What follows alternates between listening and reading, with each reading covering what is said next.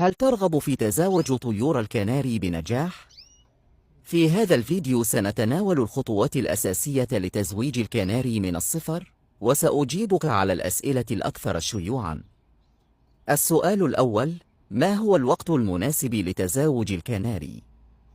أولاً، تأكد من أن الطائرين قد بلغوا عمر 8 أشهر أو أكثر. الذكور يجب أن يكونوا في مرحلة التغريد النشط، بينما الأنثى يجب أن تظهر علامات جاهزيتها مثل اللعب بالخيوط أو محاولة بناء العش.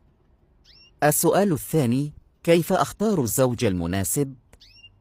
يجب أن تختار الذكر الذي يغرد بشكل منتظم، فالتغريد هو علامة على صحته الجيدة وجاهزيته. أما الأنثى، يجب أن تكون نشيطة وتظهر سلوكيات تدل على استعدادها للتزاوج مثل بناء العش. السؤال الثالث: ماذا أحتاج من تجهيزات؟ قفص مناسب يجب أن يكون كبيرا بما يكفي للذكر والأنثى. عش مناسب، العش مهم جدا، ويجب أن يكون في مكان هادئ وآمن بعيدا عن الإزعاج.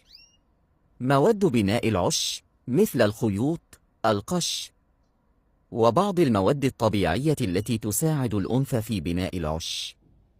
السؤال الرابع: كيف أهيئ الطيور للتزاوج؟ التغذية: قبل التزاوج بشهر، قدم لهم طعاما غنيا بالبروتين مثل البيض المسلوق والفيتامينات. الراحة النفسية: تأكد من أن الطيور مرتاحة ولا توجد أي عوامل تؤثر على نفسيتها مثل الضوضاء أو العزلة. السؤال الخامس: كيف أراقب سلوك الطيور بعد الجمع؟ التفاعل بين الذكر والأنثى: إذا بدأ الذكر في التغريد بشكل مكثف وأظهرت الأنثى تجاوباً مثل وضع جناحيها بشكل منخفض، فهذا يعني أنها جاهزة. بناء العش: بعد التزاوج، ستبدأ الأنثى في بناء العش ووضع البيض خلال 5 أو 7 أيام. راقب السلوك: إذا بدأ شجار بينهما، قم بفصلهم لفترة قصيرة. السؤال السادس: ماذا أفعل بعد أن تضع الأنثى البيض؟ يجب أن توفر للأنثى بيئة هادئة ومريحة بعد وضع البيض. المراقبة: راقب البيض وتأكد من أنه لا يصاب بأي ضرر.